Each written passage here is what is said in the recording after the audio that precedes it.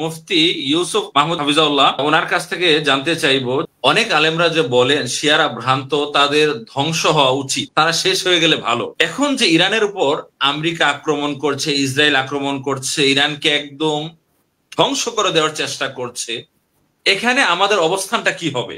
এখন আমরা কি ইরানের ধ্বংস কামনা করব, নাকি ইরানের প্রতি সহমর্মী হব? মানে আমাদের অবস্থানটা কি হবে?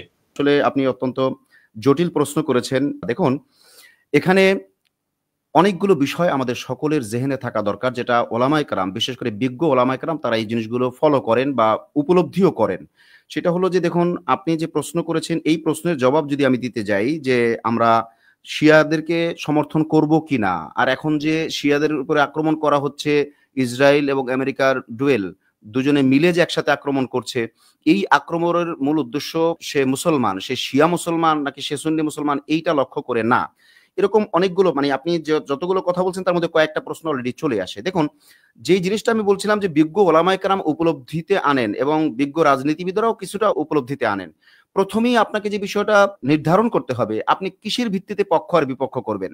আজকে আপনাদের যে অনুষ্ঠান সাজানো হয়েছে, এখানে কিন্তু পক্ষে না বিপক্ষে, আমি যতটুকু দেখতে পাচ্ছি আপনাদের শিরোনামটাই ছিল পক্ষে নাকি বিপক্ষে, এবং এরপরে বলা হচ্ছে যে মুসলমান কিভাবে নির্ধারণ করবে নিজেদের অবস্থান, অর্থাৎ আমি কোন পক্ষে যাব, কোথায় যাব। ওকে, ফাইন, চমৎকার এক প্রশ্ন আপনারা সৃষ্টি করেছেন, কিন্তু এই যে প্রশ্ন সৃষ্টি করছেন, কার জন্য প্রশ্ন সৃষ্টি করছেন? আমাদের জন্য, দর্শক শ্রোতাদের জন্য। কিন্তু আমাদের দর্শক শ্রোতা তো, আমি আমার উপলব্ধিতে মনে করি ম্যাক্সিমাম দর্শক শ্রোতাই এই পার্সপেক্টিভে চিন্তা ভাবনা করে না, তারা এই চিন্তা লালন করেন না। কিভাবে?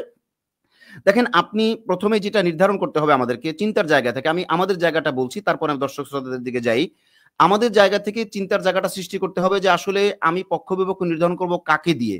আমি কি ধর্মীয় ভাবে বিপক্ষ নির্বাচন করতেছি, নাকি আমি দলীয় ভাবে? মানে এখানে আরেকটু কথা বলা দরকার, আমাদের দেশের জনগণ সাধারণত যেভাবে পক্ষ বিপক্ষের মধ্যে মানে নিপতিত হয় বা জড়ায় যায়, আমরা যেটা উপলব্ধিতে পাই সেটা হলো পক্ষ বিপক্ষের যে ব্যাপারটা, এটা হযবরল একটা পরিস্থিতি বাংলাদেশে।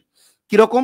দেখেন, বাংলাদেশে পক্ষ বিপক্ষ যেটা চলে, আমি যে উপলব্ধি করি সেটা হলো ধর্মীয় একটা ব্যাপার আছে, ধর্মের দিক থেকে সমর্থন করা, আরেকটা আছে দলীয় সমর্থন করা, আরেকটা আছে ভৌগোলিকভাবে সমর্থন করা, আরেকটা আছে রাজনৈতিকভাবে সমর্থন করা, আরেকটা আছে অন্ধভাবে সমর্থন করা।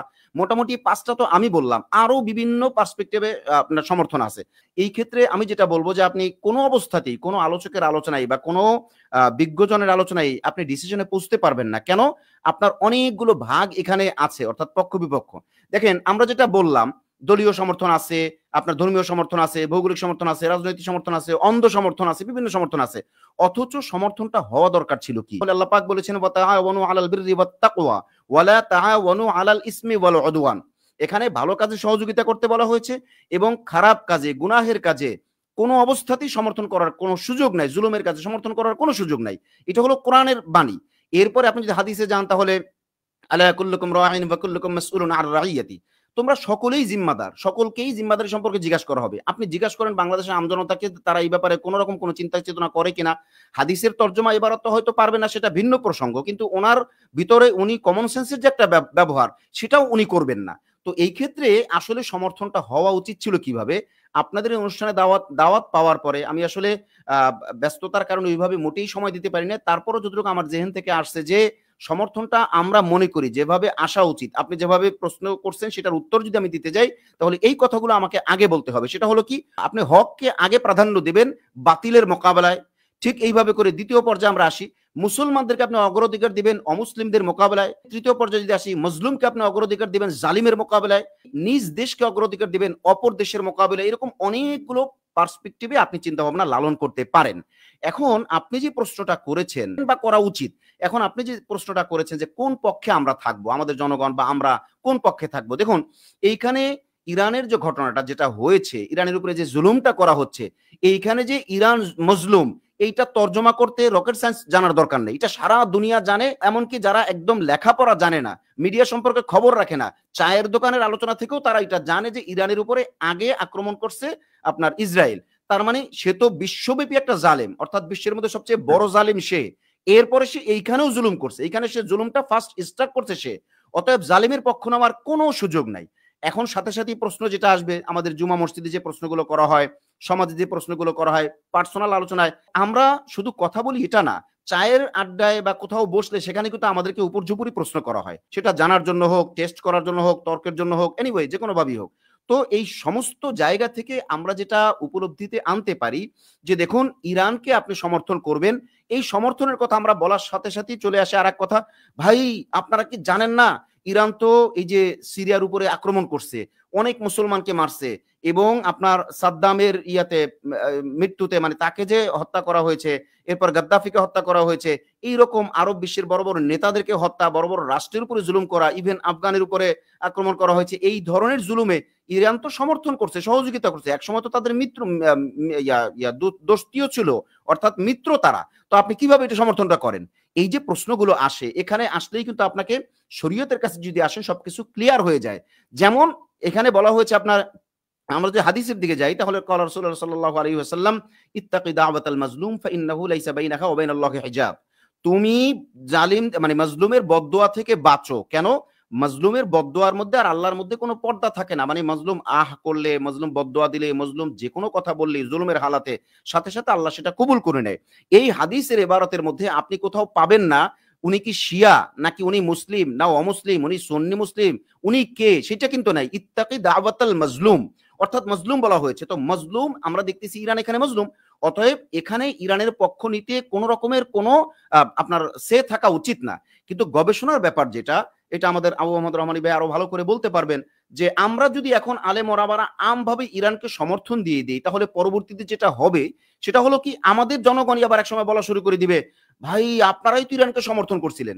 কিন্তু এতটুকু পার্থক্য করবে না যে এই জায়গাটায় আজকের সিচুয়েশনে, অর্থাৎ ইরান ইসরায়েল আর আমেরিকার যুদ্ধের মধ্যে ইরানকে 100% সমর্থন দিতে হবে। কিন্তু ইরানের যে কিছু অন্যায় আছে, আকীদাগত যে ব্যাপারটা আছে, যেমন হযরত আয়েশা রাদিয়াল্লাহু তাআলা আনহাকে তারা মানে বেবিচারী বলে, নাউযুবিল্লাহ, আল্লাহ মাফ করুন, এবং হযরত আবু বকর, হযরত ওমর, হযরত মানে আপনার ওসমান, এরকম মানে বড় বড় সাহাবীদেরকে তারা মানে তাকফির করে। এইরকম এমন কিছু ব্যাপার আছে, মানে শিয়াদের মধ্যে তো আবার তবে বিভিন্ন রকমের আপনার গ্রুপ আছে, এমন ইসরায়েল কিছু এবং শিয়া আছে আমেরিকা, যাদেরকে আপনি মুসলমান বলতে পারবেন না। জি, ইসরায়েল যাদেরকে এবং আপনি মুসলমান, আমেরিকা জি, জি ইসরায়েল বলবেন। এবং আমেরিকা যে হামলা করছে ইরানের উপর, এটা এজন্য নয় যে তাদের আকীদা খারাপ, তারা জি, জি, সাহাবীদেরকে জি। গালমন্দ করে তারা মনে করে এরা মুসলিম, শিয়া হোক আর আমি যাই ওই হোক জায়গাটাই মুসলিম, এদেরকে আসছি, ধ্বংস আমি করতে। ওই জায়গাটাই আসছি যে আপনি এখন যে সিচুয়েশনটা আছে, এইটার জায়গায় আলেমরা আমরা যে সমর্থনটা দিব, সমর্থন কেউ দিবে না তা না, উচিত সকলের সমর্থন দেওয়া। আমি জুমা মসজিদ স্পষ্ট বলছি, ভাই ইরানের ব্যাপারে অনেক কথা আছে, আগেও আছে, পরেও থাকতে পারে। ওনারা যে সবাই হঠাৎ করে সুন্নি মুসলমান হয়ে যাবে এই আশা করাটাও ভুল, পরেও কোনো ভুল ওনাদের হইতে পারে। কিন্তু আমাদের ঠিক থাকতে হবে এই জায়গাটায়, আমরা ইরানকে আজকে সমর্থন দিব বা এখন সমর্থন দিব, ফুল সমর্থন দিব শুধুমাত্র মজলুম হিসেবে। এবং শুধু একটাই কারণ না, আরো অনেকগুলো কারণ আছে। আজকে যদি ইরানকে তারা দুর্বল করতে পারে, মধ্যপ্রাচ্যের একটা একটা করে রাষ্ট্র তারা ধরবে। কারণ কোরআনে আল্লাহ পাক স্পষ্ট বলে দিয়েছেন, ওয়ালান তারদা আনকাল ইয়াহুদ ওয়ালান নাসারা হাত্তা তাত্তাবিআ মিল্লাতাহুম। আপনি ইহুদি খ্রিস্টানদেরকে, নাসারাদেরকে আপনি কোনোভাবেই আপনি সন্তুষ্ট করতে পারবেন না যতক্ষণ পর্যন্ত আপনি তার ধর্ম, তার আদর্শ, তার চিন্তা চেতনা, তার মানে আদর্শকে আপনি গ্রহণ না করেন। আর এটা তো সম্ভব না। আপনি যদি তার আদর্শ গ্রহণ করেন মানে আপনি অমুসলিম হইতে হবে, এটা সম্ভব না। তার মানে আপনি তাকে কোনোদিনই খুশি করতে পারবেন না। এবং তারা যে জালিম তো পাগলা ঘোড়ার মতো দৌড়ায়, এর তো কোনো মানে দৌড়ের কোনো লিমিটেশন থাকে না। এই হিসেবে আমরা এটা অনুভব করি, আজকে ইরানকে সে হারাইতে পারলে ভবিষ্যতে আরব বিশ্বের এক একটা রাষ্ট্র ধরবে, ইভেন মুসলিম অন্যান্য রাষ্ট্র, সেই ক্ষেত্রে বাংলাদেশও আপনি মুক্তি পাইতে পারেন বলে আমি অন্তত মনে করি না, ইসরায়েল বা আমেরিকার থেকে, করালো গ্রাস থেকে। সেই হিসেবে আমি মনে করি আপনি যেটা প্রশ্ন করছেন যে আমরা পক্ষ করব কার, আমি বলবো ইরানের আগের কোনো প্রসঙ্গ এখন টেনে আনা উচিত হবে না, পক্ষ করব সম্পূর্ণ ইরানের। বাকি এই কথাটা বলা থাকবে, এটা মনে মনে বলা থাকবে বা ছোট পরিসরে বলা থাকবে যে ওনাদের আগে অনেক ভুল আছে, এখন পক্ষ করার মানে সেই ভুলকে সমর্থন করা না, আবার পরবর্তীতে ওনারা ভুল করলে সেই ভুলকেও সমর্থন করা না। এখন ওনারা মজলুম এবং ভৌগোলিকভাবে বিভিন্ন কারণে আমাদেরকে সমর্থন করতে হয়, এজন্য আমরা সমর্থন করব। তো আমার দৃষ্টিকোণ থেকে আপনি যেভাবে প্রশ্ন করছেন তার মানে সামারি আকারে এরকম বলতে পারি যে আমি ব্যক্তিগতভাবে ইরানকে এই ক্ষেত্রে ফুললি সাপোর্ট করি, লিখে বলে এবং সর্বদিক থেকে যতটুকু আমাদের দ্বারা সম্ভব সাপোর্ট করব। এবং ইরানের আগের বিষয়গুলোকে মনে রাখা, সেটা এখন টেনে না আনা, এবং পরবর্তীতে ভুল করলে সেটাও এটার দ্বারা জায়েজ যদি কেউ করতে চায় সেটার কোনো সুযোগ নাই বলে আমি মনে করি। ধন্যবাদ।